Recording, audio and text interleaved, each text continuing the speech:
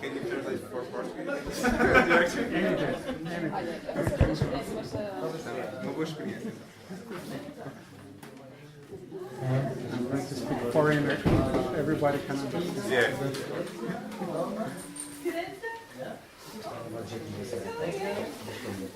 Não sei.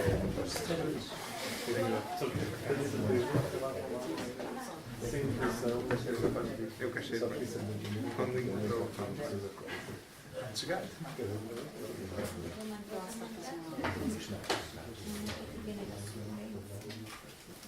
Good afternoon, everyone. Good afternoon. Had a good lunch? Anybody feels like sleeping? The time has come, right? Not yet. Not yet? I know. Give me 15 minutes and I'll send you to sleep. No worries. I'm in charge of that.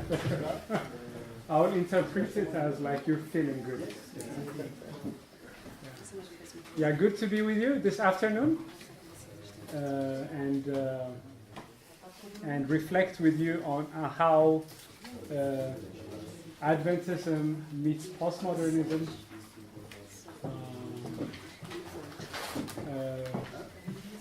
Yeah, we're going to have some time of exploration. We're going to stretch our minds and our experiences, I think. What I'm going to do now is read a text with you, and that will kind of set the tone of what we're doing. It's so good to see these people translate. I feel like they're talking to me, you know? What are you talking about out there, you know? Hi. What language? Portuguese? Italian? Portuguese. And Portuguese, yeah? Yeah. Shall I give you a microphone so that you can talk even louder? No? No problem. No problem. Well, if I'm too fast, just give me a sign. And say hi to everybody. I see. Everyone is here whom it's translated for, or at different places? I don't know. Yeah? Yeah, kind of, yeah? Okay. All right, enjoy. Genesis chapter 15, if you have your Bibles. Genesis 15. And that will kind of set the stage of what we're going to explore together. I'll read verse 1. We'll wait for some people to come in. Hello, come in.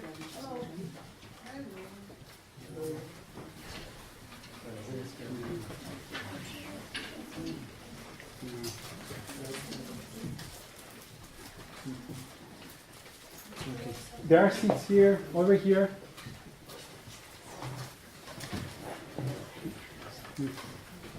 There. Genesis 15, 1-5, verse 1.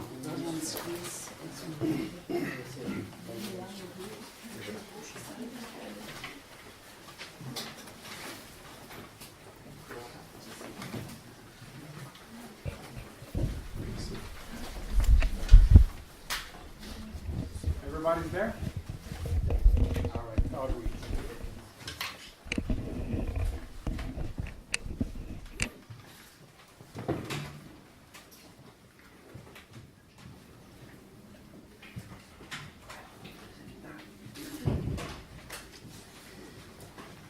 After these things, the word of the Lord came to Abram in a vision, saying, "Do not be afraid. Abram, I am your shield, your exceedingly great reward. After these things, the word of the Lord came to Abram in a vision, saying, do not be afraid, Abram. I am your shield and your exceedingly great reward. Key word of God speaking to Abram here is after these things. The things that happened prior to God speaking to Abram the way he did was that he went to war to rescue his nephew who was taken captive in a war situation. The captivity of Abram's nephew took place because he decided to live nearby a city which he chose for himself because he thought life is good there and he has good resources for his family there. And after he goes to that place, separating himself from his uncle, thinking about himself and choosing the best, he gets in trouble, he gets taken into captivity, and Abram still loved his nephew and he said, I'm not going to let it be, I'm going to go and try to rescue him. So the story tells us that Abram gets some 300 people together, goes off to war, rescues his nephew and all the other people who were taken captive from the kingdoms that were at war, and he comes back. And he has enemies because Abram is a foreigner at this place, and instead of having friends, he has enemies, and that puts him in a very vulnerable situation. And secondly, we are told that the king of the city where his nephew used to live comes to him and offers him to keep all the things that he brought back from the war, all the prey of the war. And Abraham says, no, I'm not going to keep it because I don't want to be dependent on you. You're going to say you made me rich. He says no to that. And then another king, we are told, comes to him and blesses Abraham in the name of God, the Most High. Abraham accepts the blessing, and this man was a very fine person. He came with bread and wine for Abraham and the people he went to war with. So after this war situation, then coming back, they get bread and wine, they eat and drink, and they get a blessing from this man. And Abraham accepts the blessing and returns a tenth of what he had with this person who blesses him. We have an Abraham, a man who is a foreigner in a foreign land because a voice told him to go there, and all of a sudden he is in a very vulnerable situation because he has enemies all around. And what God had promised that would happen to him was not seeming to fulfill itself. And in this situation comes the voice of the Lord to Abraham and says, do not be afraid. Abraham has reasons to be scared because he has enemies all around. And God says, don't be afraid. Don't be afraid. I know you are in a very vulnerable situation. And you know what? The reason why you shall not be afraid is because I will be your shield. I will protect you from all your enemies. And furthermore, I will make your reward great. I will reward you. Abraham just came from a situation where he rejected a reward. He said no to the king of Sodom. Instead, he gave to the other king. And God says to him, I will reward you.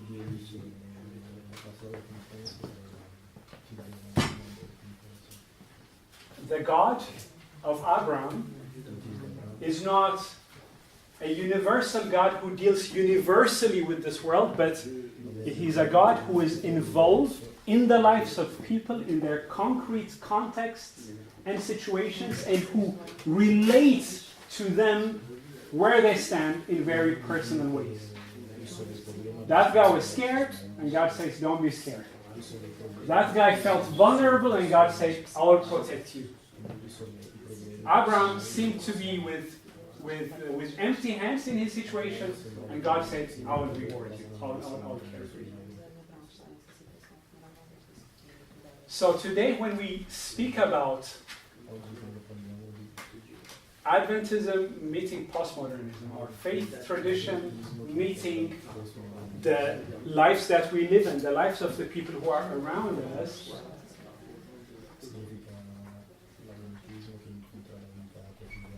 what we are not trying to do is try to understand universal things about life that have always been there and try to kind of relate them to the people of our times. That is not what we are doing. What we are asking ourselves, and what we will ask ourselves, is the question, in which concrete ways has God encountered us individually and as a community?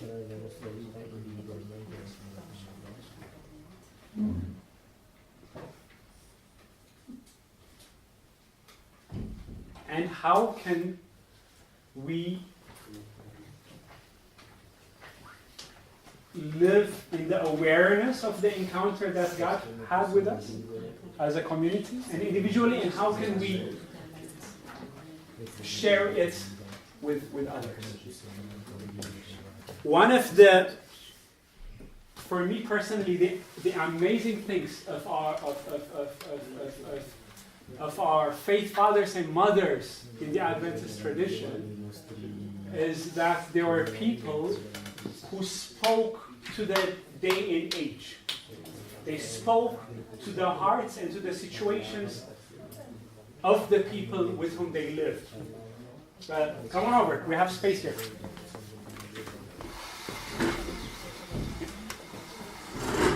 Enough space. Welcome.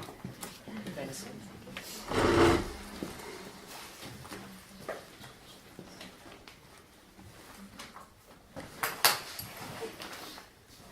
There was an air of positivity some 178 years ago. Things had changed. People had discovered the free land, the states, industrial revolution was coming up. Humanism had taken over. The shackles of oppressive religion has been laid aside. And those who had religion and faith could live it in the land of the free in a very free and in a way that they were not oppressed. Positivity was in the air. People believed that the world would develop spiritually and intellectually, and that the life conditions of people in this world will change for the good through upcoming science, and the mysteries of the world shall be resolved through rational and empirical analysis. And basically there was a very, very positive mood in the air in terms of how this world is developing and will develop. And now in that situation, imagine a guy starting preaching and saying, the world is about to end. Game over very, very soon. Jesus will come, will turn everything upside down. The world as we know it, history as we know it, will end soon. It's as if, somebody coming to a party where everybody's having a good time, and going like, guys, turn out the lights. Judgment is at hand. When I hear the story, I even think of these people running through New York. You know them, don't you? Repent because the end is near. It does not fit into New York, does it? Everybody's having a good time. The end is near. I would say, not the end is near. A psychiatric clinic is near for you, yeah, and perhaps you should go there. All right. So the crazy thing, what Miller and his friends and others did some 160, 70 years ago is they confronted civilization and the peoples of their times head on. It was a collusion, a real collusion.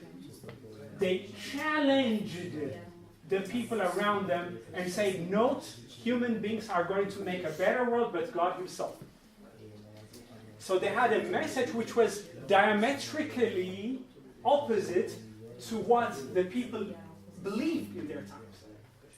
So they dared, because of the experiences that they made and the knowledge that they gathered from the Bible, to challenge their day and age head on.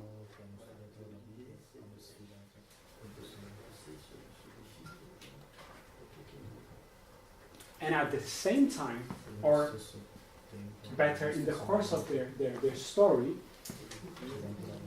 even after they experienced the disappointment of Jesus Christ not coming, 1844, and I open up a bracket. We think 1844 was the problem, setting a date, something you should not do.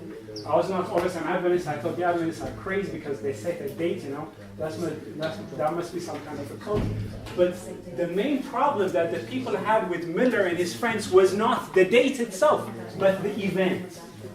It was not about the 1844 thing. That was not the main reason why they experienced the rejection. The main reason was, these guys are crazy. They think, Christ is going to come, boom, and the world is going to change, because the secular people did not believe that, and the Christians thought that the reign of 1,000 years is about to come through them as they change the world for the better. So the message was the problem.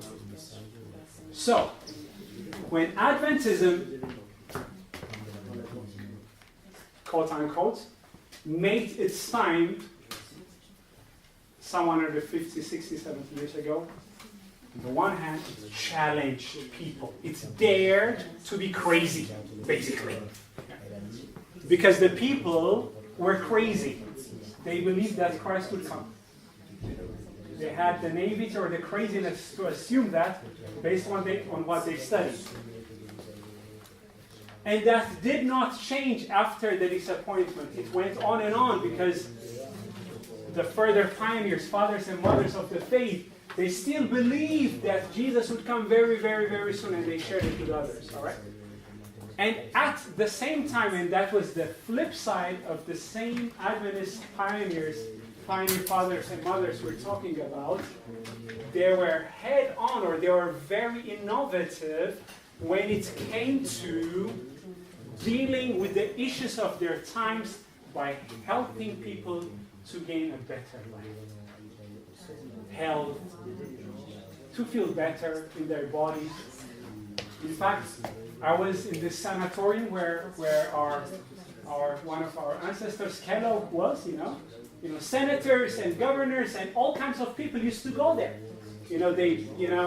How many of you know they did this cornflakes thing? We know that, no? And we're kind of proud of it. And peanut butter and lots of stuff. And they developed all kinds of gymnastic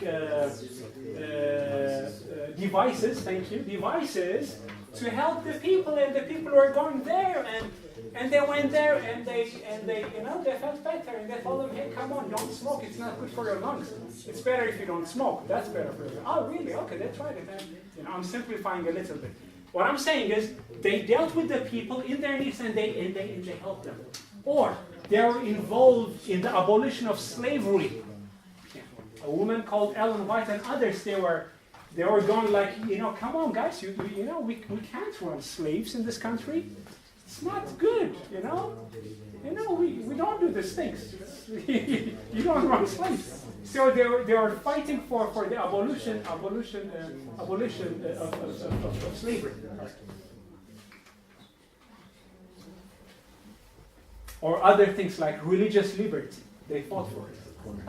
So they somehow managed to challenge their day and age, and at the same time to relate to their day and age and see to it that people got better in holistic ways. And they were forerunners in many ways, you know. And nowadays we hear these documentaries, right, about Adventists with good health message and everything. They are very much ahead of their times, and they're related to the people of their times. And that was not a contradiction. Are you with me? It was not a contradiction for them to believe in the imminent coming of Christ and to see to it that they help people, that they relate people in their individual and communal lives.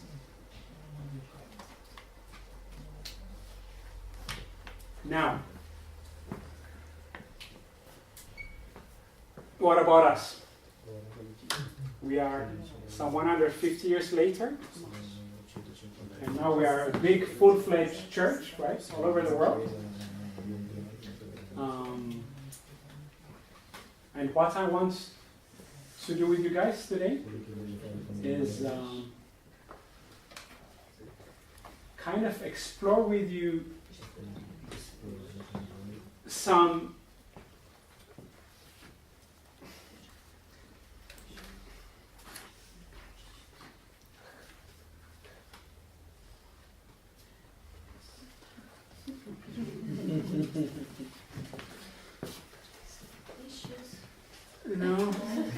some thoughts taken from biblical and Adventist spirituality and tradition, and see how it can relate to us and to the people around us as we live in our worlds, which has changed a lot. And as I explore these things with you, I'll also kind of state or kind of explore with you as well why it's why and how it is important to not only to change the language in which we relate to other people, to the people around us, in order to boom, speak to their hearts as our fathers and mothers did, but also how we need to change our mode of thinking or develop our own mode of thinking. Yeah. So what I'm going to share is, on the first hand, less of how can I share the gospel today to the people out there. Are you with me? That's not the most important. That's not the most important part. The most important part is, how do I connect to biblical and Adventist tradition personally, and how do I connect with it in ways that kind of is meaningful for me, or that I can relate to,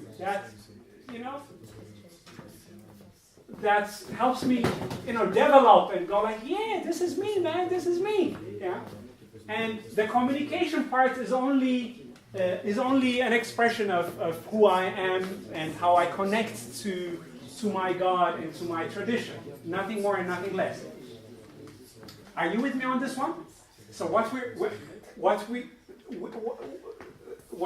we're going to explore is not a method, the newest method on how we can reach our postmodern friends so that they find Christ. This is not what we're going to do. What we're going to try to do is to kind of capture with our own biblical and Adventist tradition and see how we can connect with it.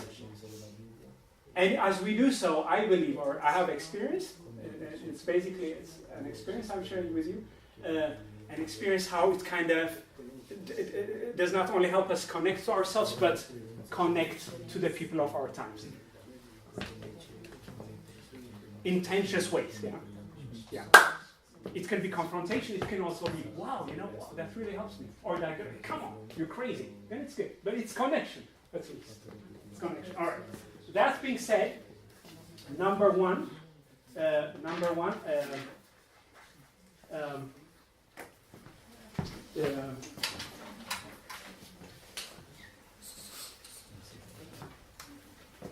I call it exploring the Bible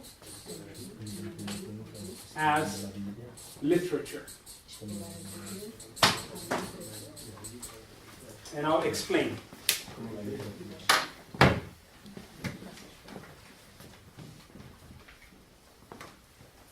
How many of you have friends for whom the Bible is just a book, like any other book? Can I see your hands? Anybody got a friend, The book, it's just man-made book. All right. Okay. How many of you, when you read the Bible, go like, when I read the Bible, I'm reading God's Word? Can I see your hands? Yeah. Oh, so when you open the Bible, I'm reading the Word of God. All right. Now,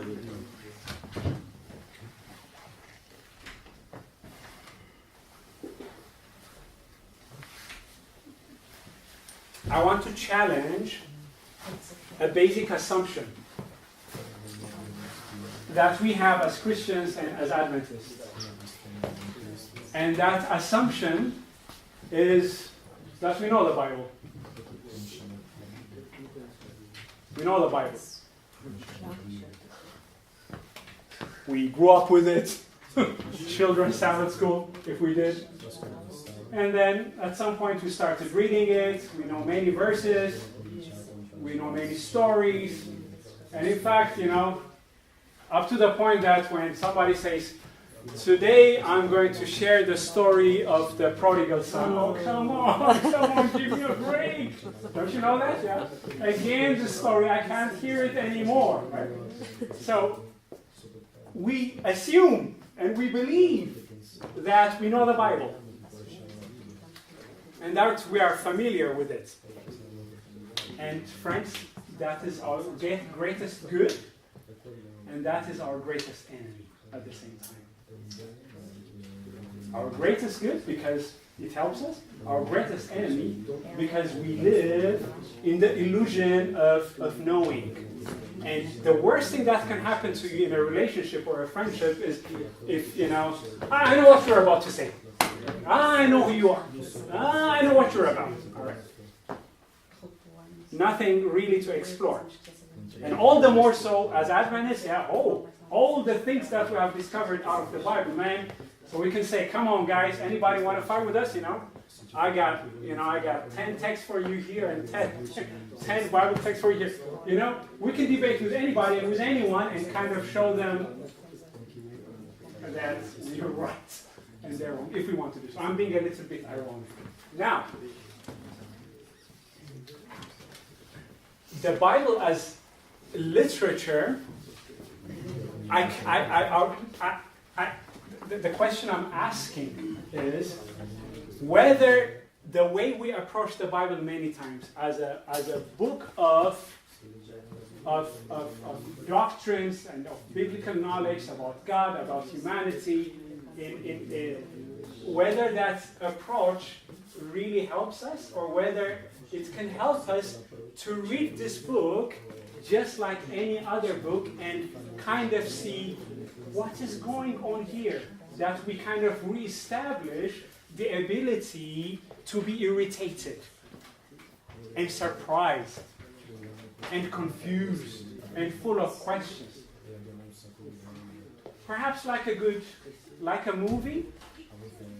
How many of you have seen a very good movie for the second time and you're kind of into it again and going like, you're kind of going with the flow and imagining how it can turn out. Somehow we do that with movies or we do that with literature, that we have a curious way of approaching them and going like, what's going to take place there? So my invitation is that we discover the Bible as literature and see like what goes on there, kind of follow the stories, the poems, the confusions, the problems, the ups and the downs, that we kind of participate in what takes place, and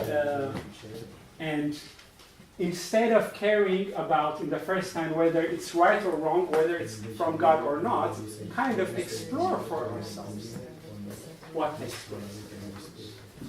Instead of pre-assuming, exploring. And for this exploration experience of the Bible as literature, which is a very powerful experience. I've tried it a few times and I try to do it. What I personally do is I always start with Genesis and go through the Bible and then go back again and I try to read it as for the first time. And the more I read, the more questions that I have, and try to preempt ourselves that we regain the ability to be surprised and to be impacted. And as we relate, and that's the second part, as we relate it to people. For many people, the Bible is just another book, like any other book, and they don't have the relation to approach it as God's Word or anything. But people around us are open for literature, because the Bible happens to be part of the culture that we have, and go like, hey, how about reading and exploring for yourself? Not because it's right or wrong, but just to see what is taking place there. Just explore it for yourself. And to share a short testimony with you before moving on, I did that with a person. I was studying at Friedensau, and there was this atheist student who came there to study social sciences. And since she ended up in this Christian university, she wanted to know what Christians are about, and through a friend kind of connected, and I was experimenting with this literature thing, and I told her, okay, Tina, that's her name, I said, Tina, let's read the Bible together, and let's read it like a fairy tale. Imagine, it's a fairy tale, and we don't care whether it's true or not. That doesn't interest us. And in fairy tales, snakes can speak, serpents can speak, anything can happen in a fairy tale, right? So I said, let's just do this fairy tale thing and explore what takes place there, just like any other book. And we started. We started reading in Genesis and explored some chapters. And by the way, that was one of the most intriguing experiences that I had, because she had a very fresh look at the text, and developed many things I did not see. And in the course of that story, to shorten the story as it developed captured her attention so strongly, and she sensed that the way life is depicted there in that garden with these two people, being naked and not being ashamed, and then alienation and fear and distrust that takes place, and inner brokenness and hiding away from each other, and then God coming through and talking to them, giving them words of hope and covering them. That fairy tale became so powerful for her that she went like, this is my life. This is my life. And notice, we're not dealing with truth or non-truth in that situation. We're just reading a story. And a year later, she got baptized. And her testimony was, it started as a fairy tale for me, but it became my story, she said. It started as a fairy tale for me, but what I read there was full of life. It became my story. And I worship the God of Adam, of Abraham, and Isaac, and Jacob, because I feel he's real. I feel he's real. So my invitation is for us not to study the Bible as a method. Okay, so the newest selling point of the Bible is that we tell them, you experience it as literature and see where it takes us. But for ourselves, that we kind of regain the ability to be inspired, confused, and to go like, what's going on there? What's running there? And this book is full of mysteries and challenging stories and things that can really impact us very much. And I believe, friends, in this time we live in, that the people around us are very, very, very open for that, because I believe we're living in the post-enlightenment period where the people do not just reject the Bible because it's religion and it's for the Christians and we don't take it. They're not ideological. They want to see, does it matter? Does it connect to me or does it not? So they are much more experiential. And the more people travel all over the world nowadays and meet gods and demons and people all over the world in different ways, they don't go like the Western way of doing things, that everything is only rationally possible and rationally approachable, is not anymore, does not have the God state anymore. Yeah? It is questioned more and more. So we have people who are very experiential and they just want to see, does it connect to me or not? So the Bible as literature for us and for sharing it with others. But I believe we cannot share it with others if it does not impact us personally by us approaching it as such.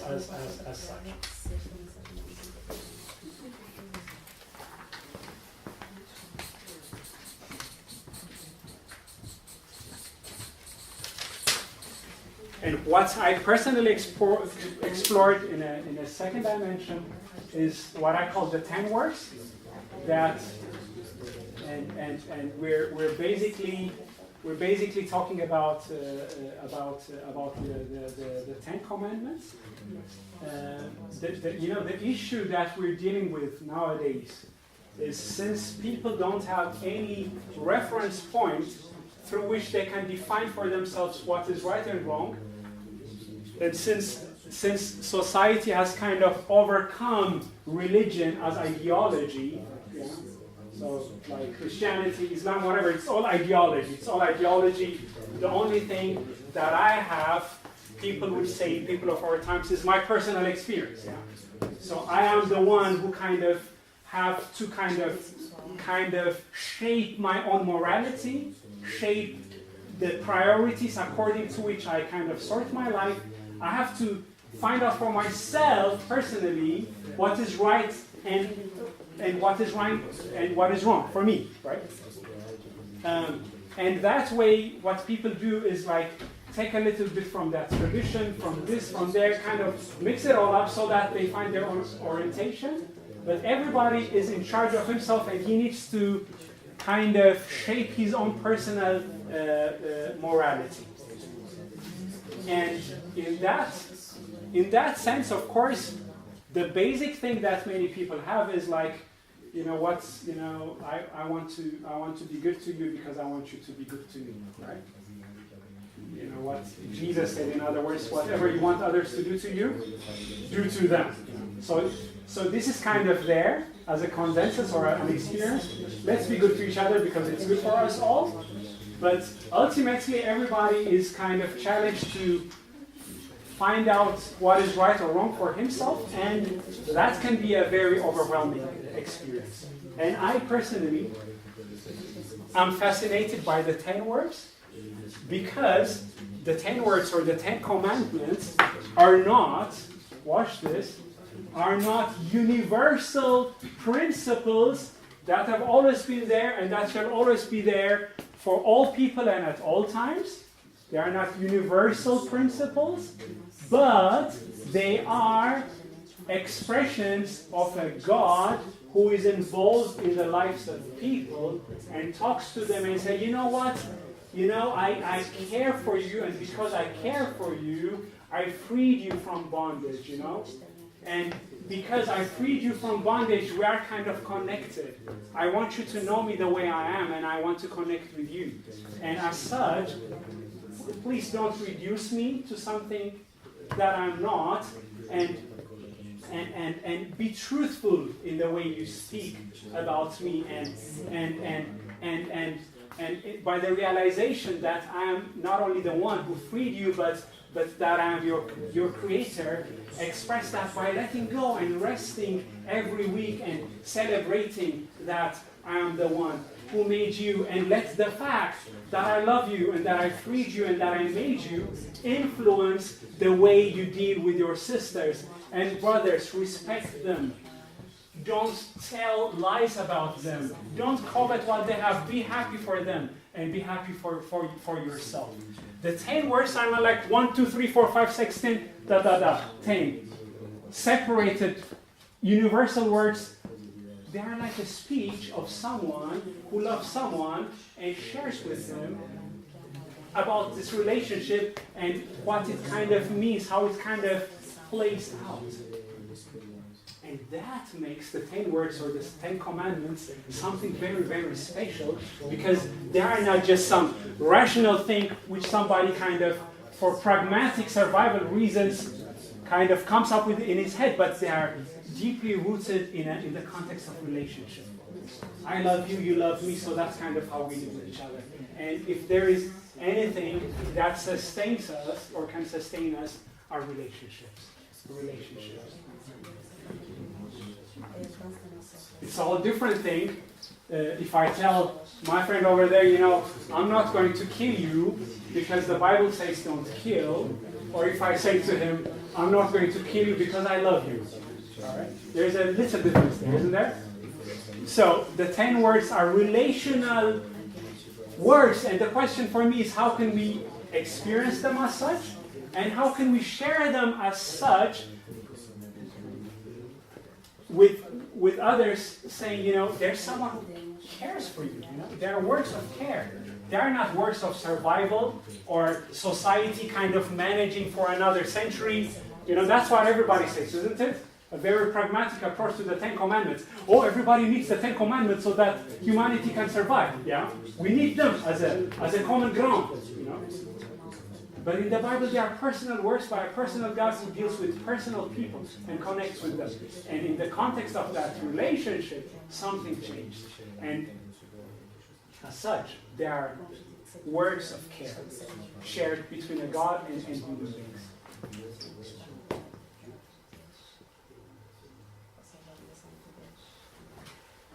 And the question becomes, how can I relate to them as such? And how can I relate them to others in this context, to the people I live with? I hope I'm not overwhelming too much. I'll be fast and then we'll have time for questions. Or in the course of it, if you go like, I don't get this, interrupt me. All right? Okay? Okay. And I kind of feel, what is this crazy guy talking about? What's his problem? What is it? But I think that's just in my head. All right. Okay. Are you with me? I just need to know. Otherwise, sometimes we think what we think, but we don't know how to kind of put it across. Okay, the 10 words. Third, the biblical view of man. Or if you want to be technical about it, you can call it biblical anthropology. The picture that the Bible paints about humanity is so authentic and so real that anybody can relate with it. Because, the Bible speaks about the greatness of man. Man is great. You remember Psalm chapter 8, you have made him just a little smaller than the angels. You have given everything under his feet. Man is great. He is made in the image of God, and he's the conqueror of the world. And we would say definitely, all this space, this space thing really fascinates me. They kind of managed to go to Mars. Isn't that crazy? Ever thought of this? We're capable of a whole lot of stuff, aren't we? They kind of can navigate some kind of machine. How far is Mars? That's very far away. And they kind of press a button here and something happens at Mars. Come up with this, This is really crazy. So the human capacity to do stuff is really, really big, right? Really, really big. Or they fly planes, and we get in them and we fly from A to B, or we Skype. How does that thing work? course, some of you say, I know how it works, so I don't know what fascinates you. But I guess, I hope you know. But I think you're with me, right? Crazy stuff. But at the same time, man is nothing. So fragile, so broken. He's just dust. Just like, how do you call it? Not a candle, but this other thing. A spike, yeah? It's called a spike, yeah? To light a candle, we use a spike. Yeah, just light it. A lighter, yeah, but made from wood. Matches, thank you so much. Matches, you like it? It burns a little, it's gone. Another match burns a little longer, and then it's gone. They're all gone at some point.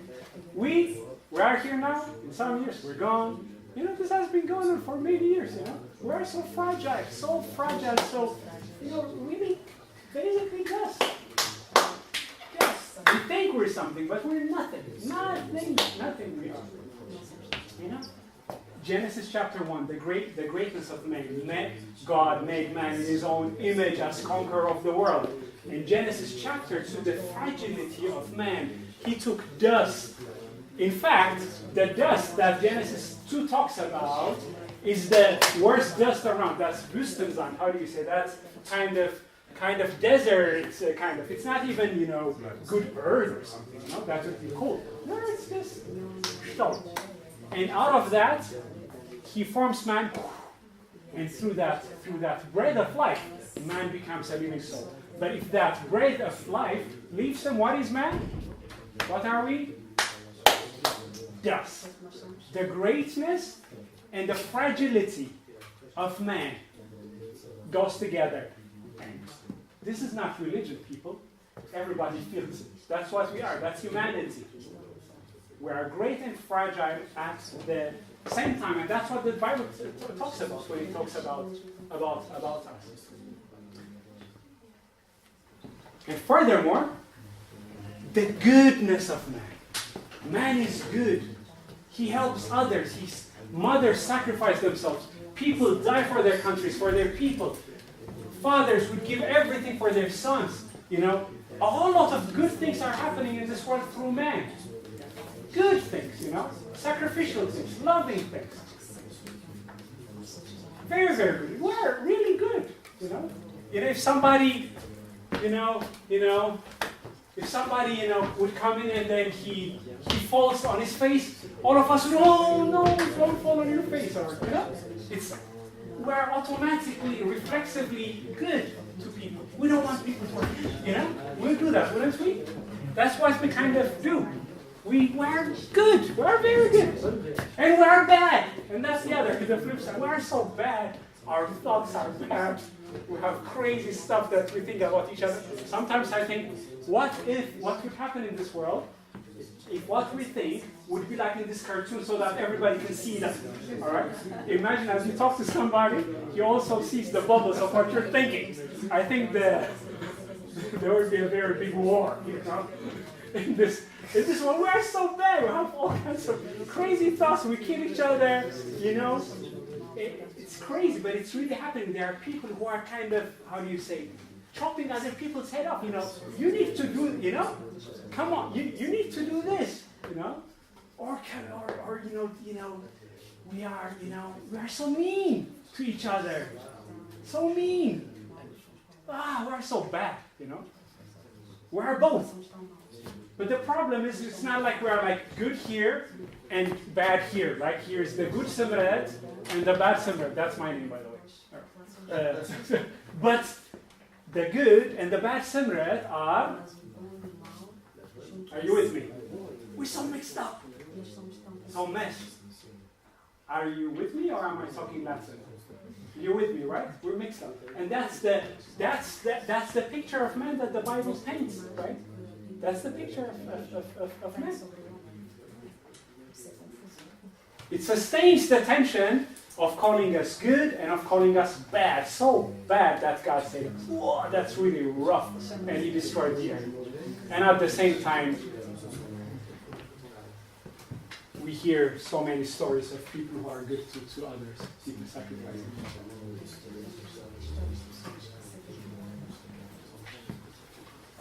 And this also is not religion, this is reality. This is something I can relate to. The way the Bible depicts our human condition is very real and very authentic and very truthful. I can connect with that.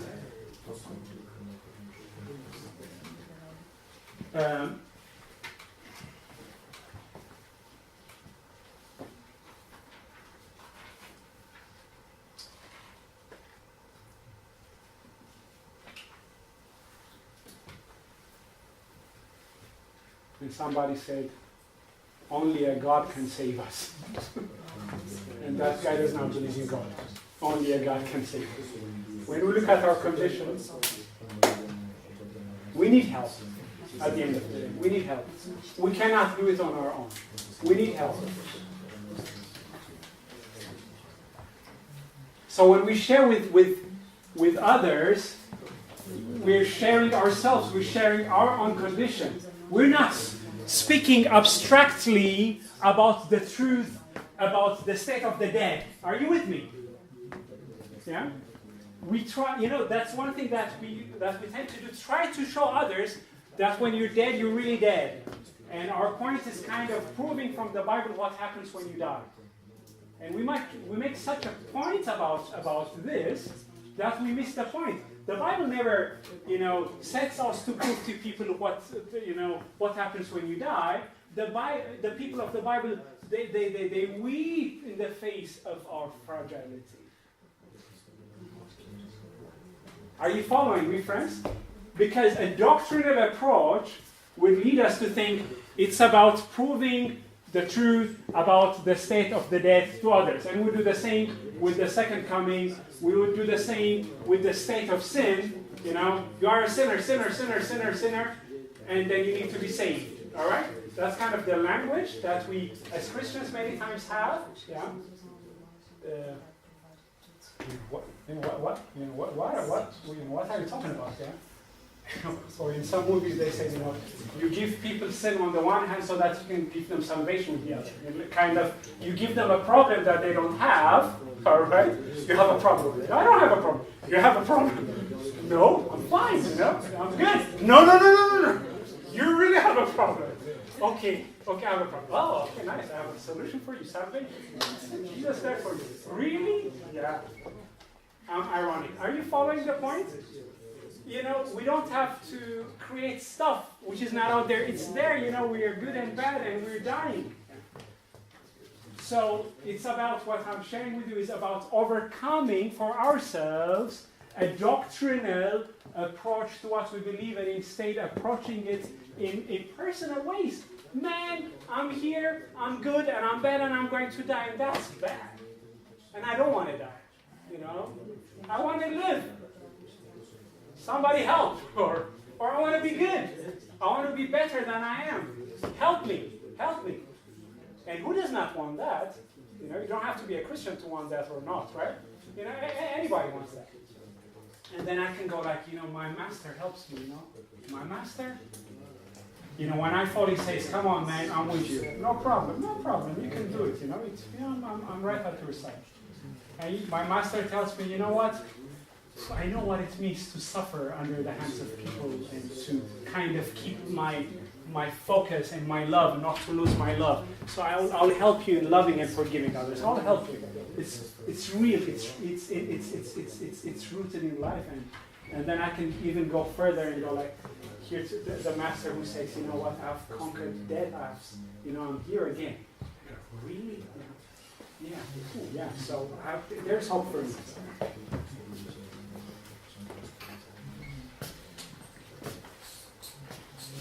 For biblical biographies, you can't read it, but you can imagine it. Biblical biographies, it is, yeah. I have a question. Yeah. Did you say us to live without doctrine? No. Thank you for no. Doctrine has its space. Yeah. When it comes to systematizing a certain understanding of a certain issue, of course you can set up doctrine. Yeah. I'm full into it. You can go like, this is what we believe about the state of the dead, right? And then we kind of put it together. But there, we need to watch out and ask ourselves, what do we mean and what don't we mean by that? So we can systematize certain understandings but even in the systematizing of our understanding of things, the question is going to be, are we doing it in a distanced way to kind of find out what is real and not real, or what is true or false, or are we personally involved? Because when we talk about death, we are talking about ourselves. So what I'm inviting us to do is to be personally connected to our humanity and to the fact of our fragility and dispensability, and in the face of that, when I go like, I'm dust and I'm going back to dust. Somebody help me. Without saying it, I've already said what happens when I die. Are you with me? I've said, death is not like, opening a door so that I have a better life somewhere out there. Are you with me? I'm suffering in the face of me kind of passing away. So, if you want to have it, the doctrine of the state of the dead is implied by that. But it becomes a whole different story when I kind of experience death in a personal way, and it kind of hits me. Does it help? And then, of course, that I can systematize in the context of doctrinal expression, which is important. Biblical biographies is basically attached to number 3. When you look at the people in the Bible, they are so contradictory, right? Abraham, good and bad. He hears the voice of God, and then he's scared for his life, and he lies, and then he does this, he does that. Many biblical biographies, they're just like us. Good and bad, mixed up, very contradictory in themselves. David, a great king and a great killer. They're all that. And the fascinating thing for me in the Bible is that it does not idealize people, right? It does not idealize people. It speaks about them the way they are, good and bad, right? Very authentic of describing what people are about. And it does so by telling the stories about concrete people in concrete situations who are good and bad. And that I can connect with personally, because I go like, they're like me and I'm like them, right? And I think if we communicate it with other people, they can connect to that as well, because they go like, that could be me. That could be me. In fact, somebody who does not believe the Bible or God, he said, you know what, he said to me, when I read the Bible, I don't feel manipulated, he says. I feel like something honest is happening here. Something honest is taking place here. He says, it's real. Something is real. And so when the Bible talks about people, it is very, very, very real. It does not idealize them. If anybody falls into the trap of idealization, perhaps it's us Christians. Because we try to imagine ourselves the way we should be, or the way we hope we were. Depict the ideal man and kind of lose our orientation. But the Bible speaks about real people in real worlds, and they kind of go up and down, suffer, stand up, do wrong, do right, and that anybody can connect with.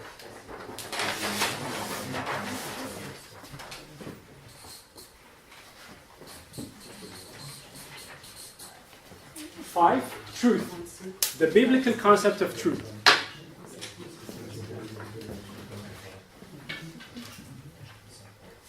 Are you all there? All fit? So far, so good?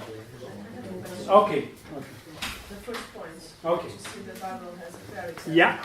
How you can transition to the Word of God, because nowadays the media, you all have seen or heard about movies about Noah, that looks like Yeah. sci-fi, Yeah. you know, and you read about the Prince of Egypt. That's really attractive to people, but how do you do it from that fairy tale to what the Yeah. Bible? Well, good question. Thank you. You know, this fairy tale thing, it's just metaphor. Yeah. I can also say just like literature. You know, just experience it, and what I do personally, and that's what I invite other people to do, is to read it personally in an involved manner. You know? Like when you read a good book, for example. A good book, a good story, is something that soaks me in and opens my eyes for myself, right?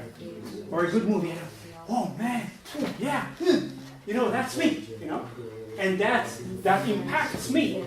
So what I believe, and I've experienced it, when I invite people to read the Bible that way, in a personal and involved way, not in a distance, is it right or wrong way, can this happen or not happen, when they read it in a personal and involved way, that it has such a strength and such a power that they hear God speaking to them, life speaking to them, and the experience of it leads them to a point that they go like, wow, I want to talk to him, or I start talking to him, and it impacts me.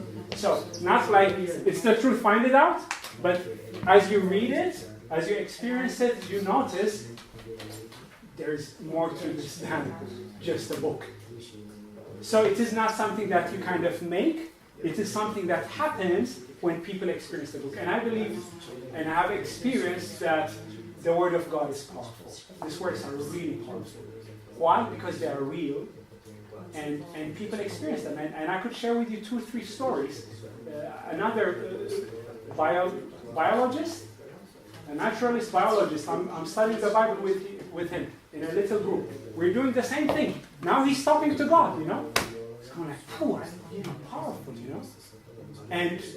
And something happens. Something happens. Does it help? A little? Yeah. There is a big problem in postmodern world concerning this term, because people don't want to look at these films and don't read the Bible because of the films. They will I know the films, I know the history of the films. Yeah, you know, these films, you want to know my opinion? They're junk. Sorry, guys. You know, because they really poison people's imaginations even when they approach the Bible, you know. But not only for them, we know that as well. You know, these goody, nicey Jesus films, right? You know, which we have in our heads, and when we read the Bible, we think of them. Yeah, that's the problem. The problem with these movies is that they give you a certain picture. That's a problem. But so the next question would be, how do I get my neighbor to read the Bible and not to look these films? Well, How to bring them from the movies to the Bible.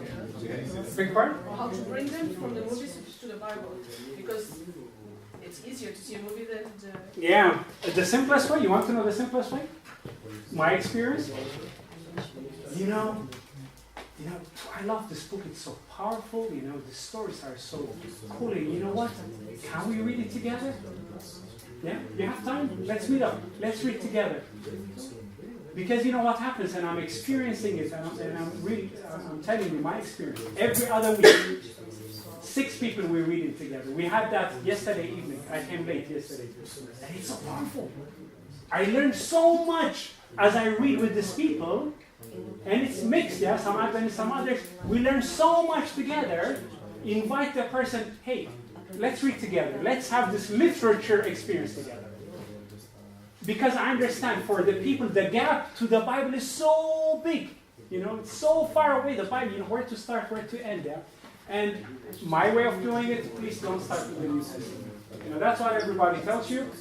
You know, if you tell people to read the Bible, start where we say? With the New Testament, with the Gospel of Mark or John. I'm not saying one is better than the other, but I'm noticing that it's kind of taking the horse from the other side. Yeah, the New Testament is an answer to a question. We need to find out the question first and go like, what's going on, which leads to da. You know, it's as if you're watching a movie starting minute. How do you say? 45 or something. You know what I mean, right? You start a movie in the beginning, don't you? Or you start a book in the beginning. You don't go like 1 hour and 20 minutes and then da da da, you know? All the Spannung is weg. All the tension is gone. It doesn't work that way. So the best way, do it yourself and do it with others. I really challenge you. Try this out. You're going to have wonderful experiences. And you start with Genesis. And I have a resource for you that can help you. That's for the German-speaking people among us. A friend of mine, Klaus Popper is his name. He does this every other week on Hope Channel, just reading the Bible as a story. Yeah? And I developed, this approach with him as well. I learned a lot from him. We talked a lot about this thing some years ago, experimented with it, and I learned a lot from him, applied it, and he applies it. And that can kind of help you on how to navigate yourself through the stories as well. Okay. How much time do we have? We have until 4 o'clock, right? Okay. Then I'll move on fast, and then we discuss together the biblical concept of truth. Very basic.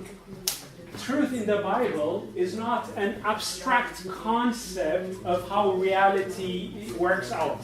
And you kind of understand it and you go like, that's how God is, that's how humanity is, that's how this world is built. Truth in the Bible, and we need time to explore this, has to do with reliability, faithfulness. It has to do with people doing what they say that they do. So, truth, in other words, is not something that exists on its own, but something that expresses itself in the context of relationships where somebody says, I will do it, and he doesn't.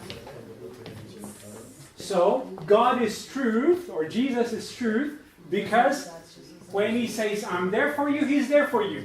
When Simret says, I'll call you up, I'm there for you, perhaps he calls you up.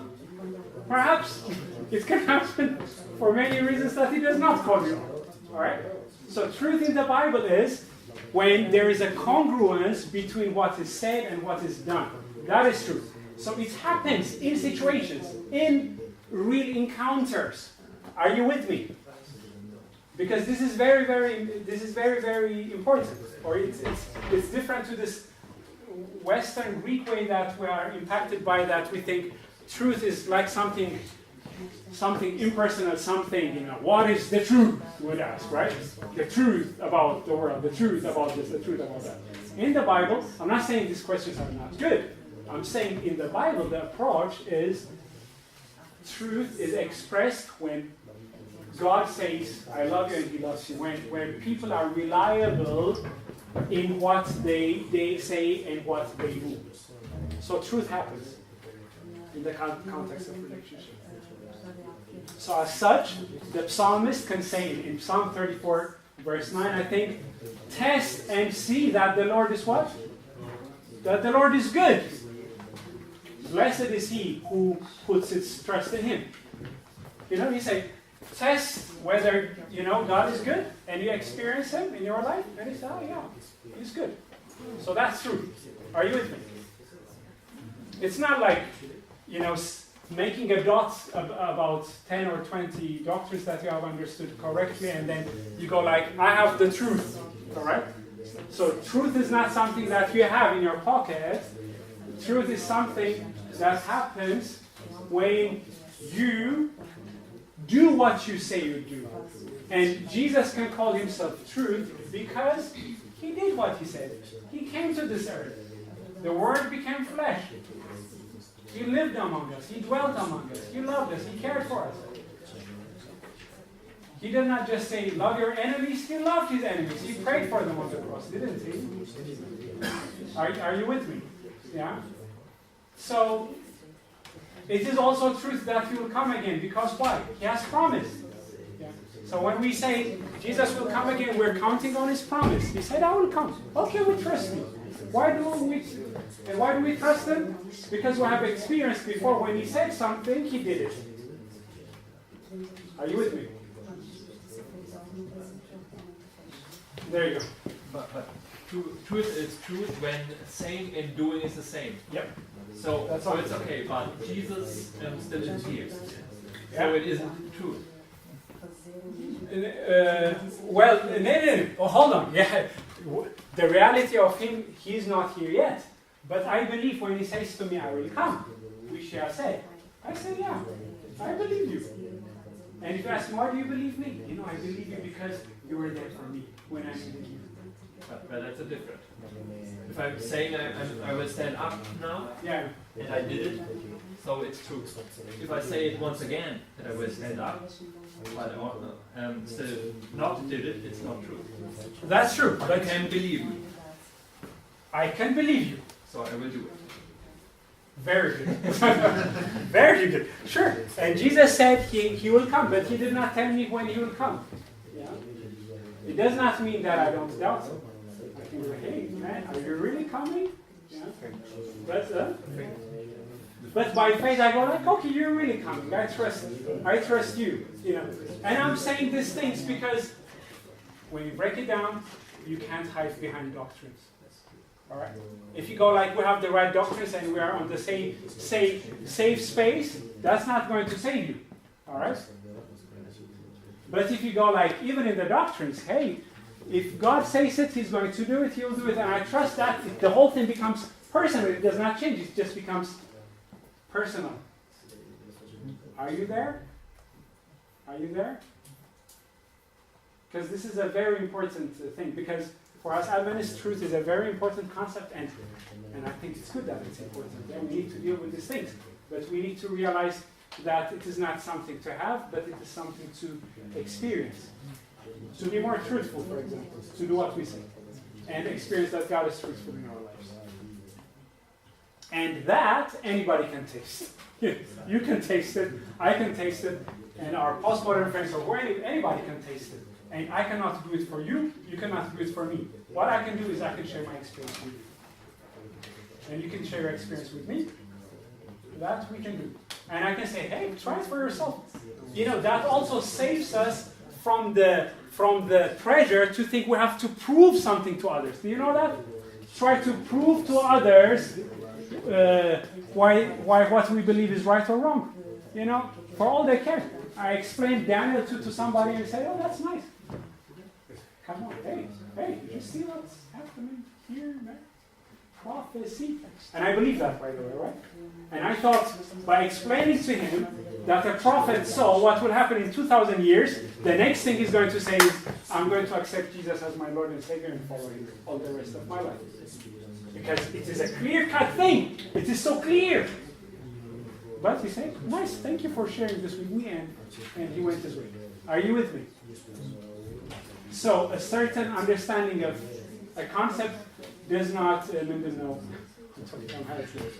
substitute the experience part, the experience of journey. Okay.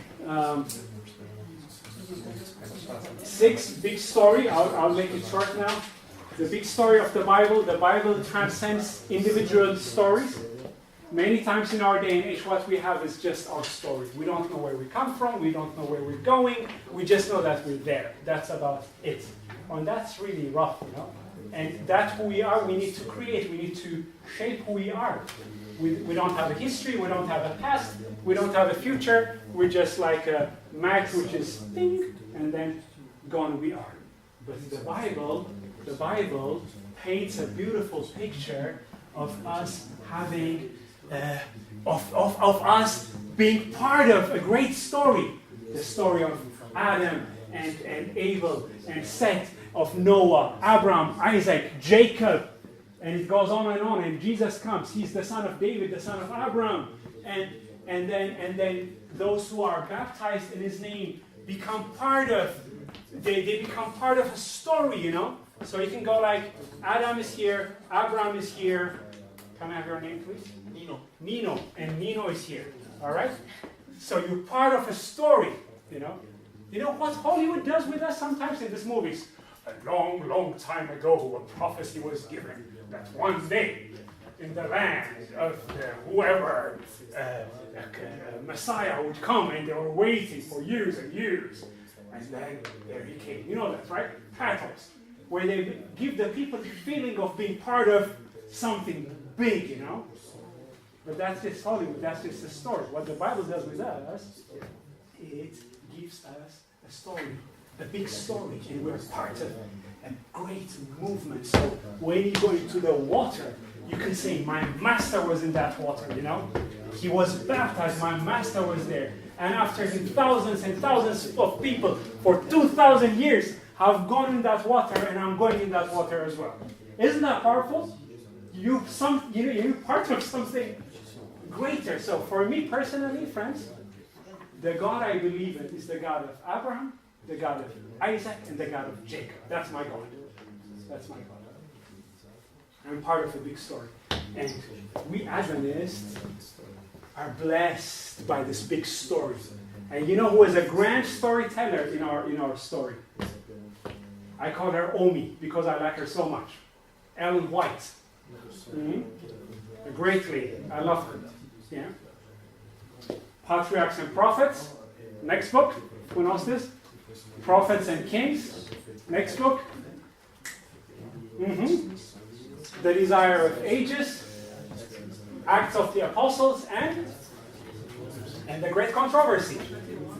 That's the great story, the story of the great controversy that started up there, you know, with God and Lucifer, and then in the culmination.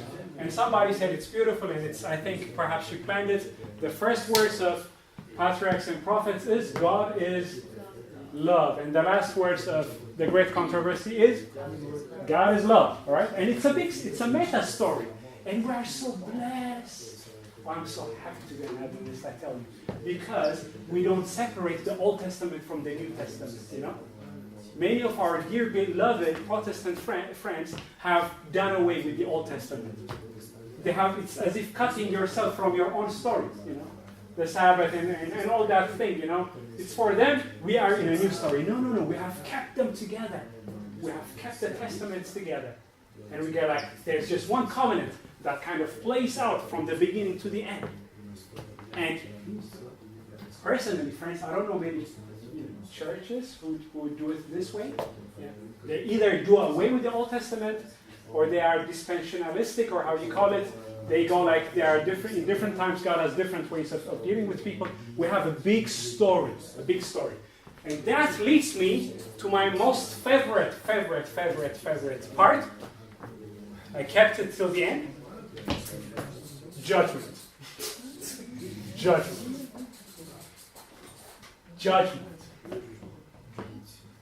That's the greatest hope and the greatest message that we have. Judgment. Judgment is taking place in the heavenly world since 1844.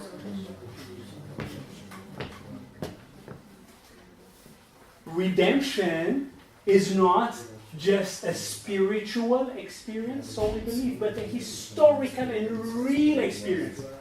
Jesus actually came to this world 2,000 years ago, flesh and blood, lived among us, died and resurrected. And it was not metaphysics, it was real flesh and blood. Are you with me?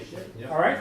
And Daniel chapter 9, the prophecy of the, how many weeks? The 70 weeks, the Messiah shall come, and he came historically.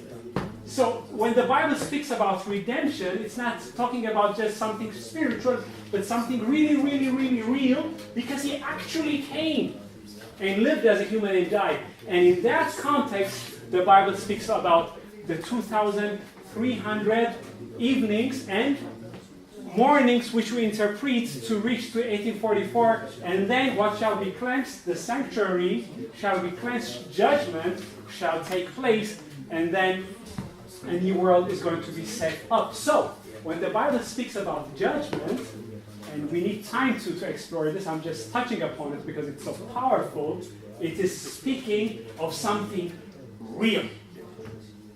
And if there is a type of redemption that we need as human beings, it is real redemption, not just a spiritual one. You know, if my foot hurts, it doesn't help me if somebody says to me, you will do fine, you know? Somebody has to fix my foot. So we're not just suffering spiritually, yeah? People are dying. Injustice is taking place. Wrong judgments are spoken. People are killing each other. Many cases are not resolved. You know, I went to an optical, and how do you say? A woman who does, I don't know, you know, these glasses, and then she told me my sister got killed some years ago, and the case is not resolved, and I know who killed my sister, but I did not, how do you say, put him to court because I knew there would not be enough evidence to get a verdict, and I knew he's not going to go to jail, and I could not stand the thought me doing so and him not paying for it. So I did not put him to court, and she was so bitter and angry about what happened. There's lots of injustice out there, and we can go on and on. And in our lives as well, we experience injustice in many ways, and it's a real experience. So the story of the judgment, or the message of the judgment and the coming of Christ is, you know, the Germans say Beginn aufs Ganze. It's like going for it all, you know. And this is the crazy part of our faith. Okay? But it's important to be crazy in a very positive way. And this is something where you can, you know, where people can look at you, what, you know? Judgment since 1844, come on, you know? Keep it cool, man, keep it cool, all right? Are you all right? Okay?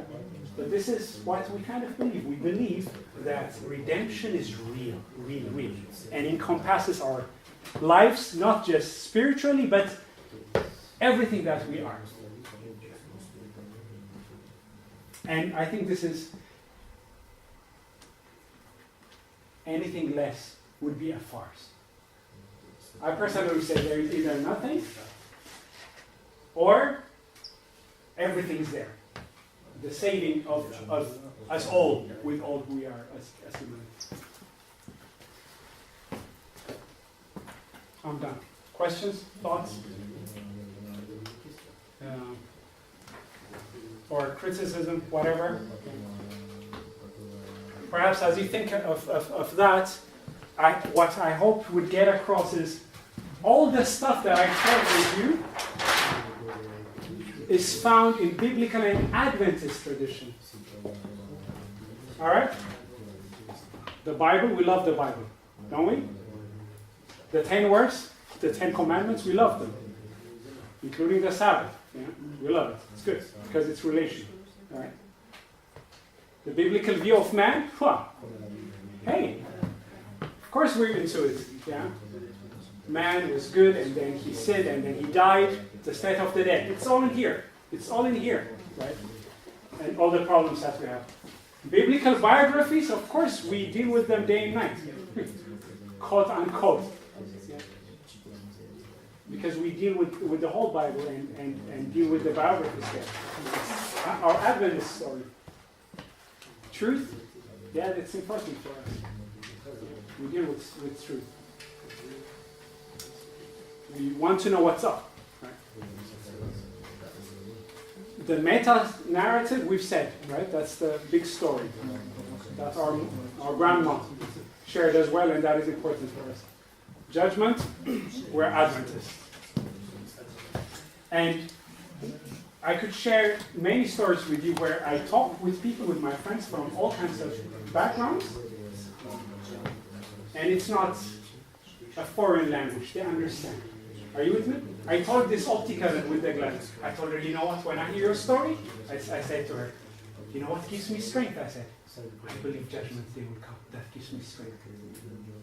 Otherwise, I would not know how to survive with this, you know, how to deal with these things. That really helps me. Then she listened, interested. You know what I mean? I don't have to prove for her anything. I saw like, for me, judgment is the hope that one day that God will settle stuff. It's understandable. Are you with me? It's not foreign language. All right. Now I stop talking. Any questions? Any thoughts? Could it be that the word religion would be the problem when we are talking about this? Because in the beginning you were talking about Bible as a literature, and you lowered the standard. We're not talking about religion. We're talking about just something that's between me and you. And could it be that if we have clothes saying that we are religious, that we are blessed, or we are from Adventist Church, that could be the filter? Yeah. I think that is a very big problem.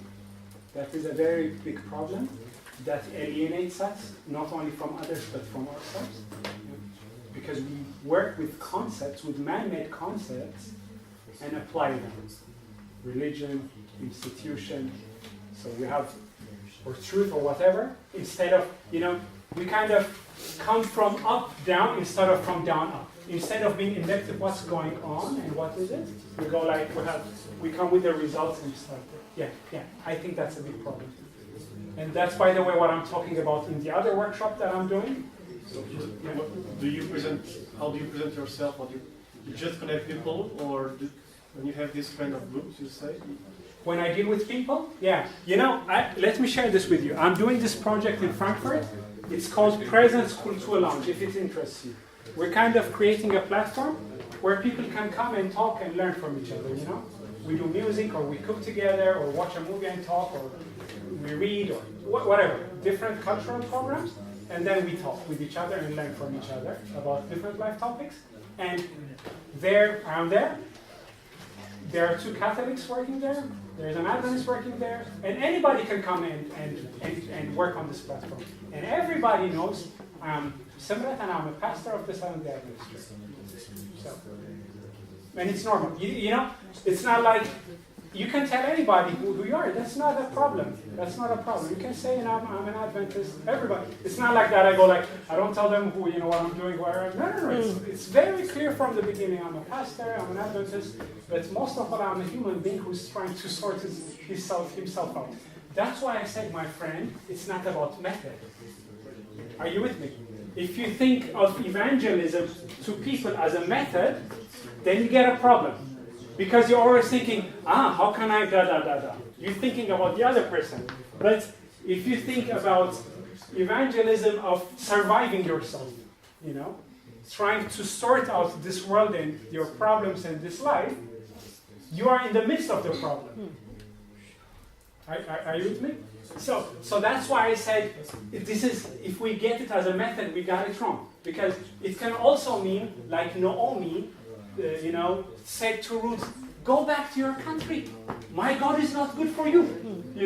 Who of us would say that? No, don't follow my Jesus. He's bad for you. Stay with your religion. Who would do that? Would not do that. They would say, whatever. Jesus is there for you. She said, no. God, you saw what God did to me. He killed my husband. He killed my 2 sons. He's not good for you. Stay with your people. If Naomi thought she should evangelize, she would not have said that. I'm using it as a metaphor, right?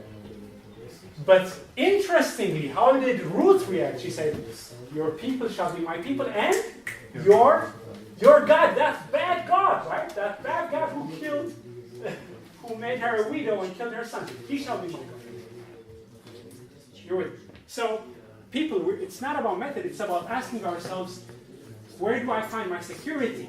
In my denomination, or in a system of belief, or whatever. Where do I find it? Because we're not outside the questions that are out there. We are part of the questions. We have a problem, not just the others. And I feel like if we are involved, people connect. And I'm blessed by them, really, because they say stuff to me that blesses me, and I say stuff to them that blesses them, or we challenge each other. It's really a great experience. And I experience God is at work there, where people make themselves vulnerable and don't think they have all the solutions to all the problems of the world and have all the answers.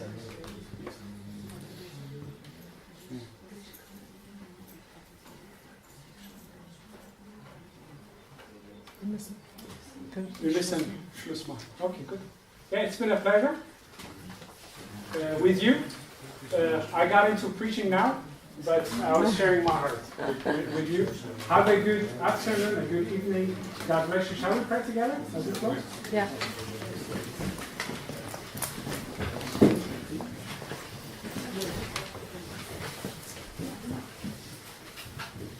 Our God and Father in heaven, we thank you for this day, for this time that we have together.